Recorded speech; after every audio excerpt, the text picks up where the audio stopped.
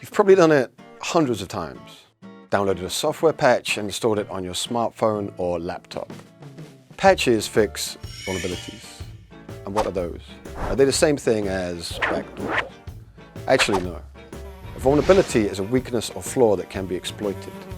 Vulnerabilities in software are common, but they're mistakes, bugs basically. When people talk about cybersecurity, they sometimes use the terms vulnerability and backdoor to mean the same thing. That's wrong.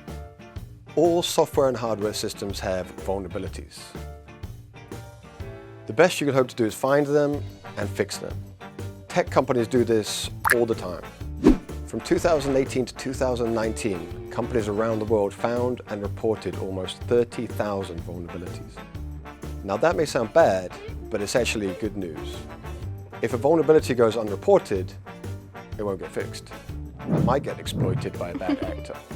So those patches you've been receiving, keep installing them. If a network is a house, a vulnerability is a badly installed window.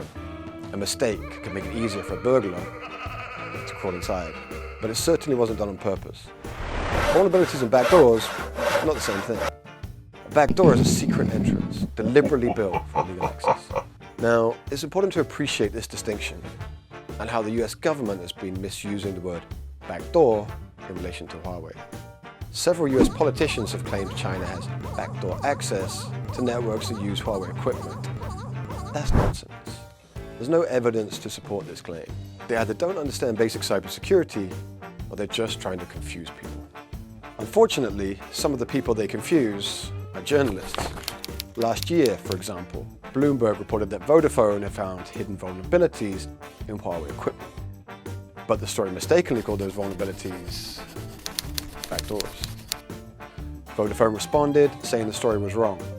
Back in 2011 and 2012, the company had identified a vulnerability that was part of a routine diagnostic function, not a backdoor.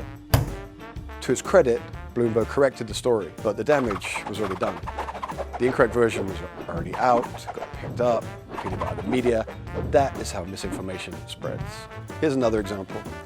Robert O'Brien, President Trump's national security advisor, told the Wall Street Journal in February the US government had evidence that Huawei could access private data from networks around the world.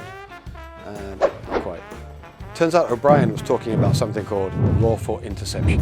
This lets governments get access to network data under special circumstances. Most governments require telecom operators to install these access points. If police are trying to catch a criminal, lawful interception lets them do it. Not only are these interfaces required by law, they're standardized across the telecoms industry. Every company that makes network equipment has to include them.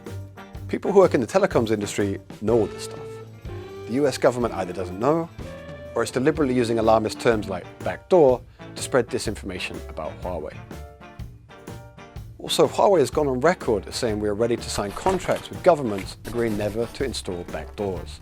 If we were to do so after signing such a contract, it would be corporate suicide.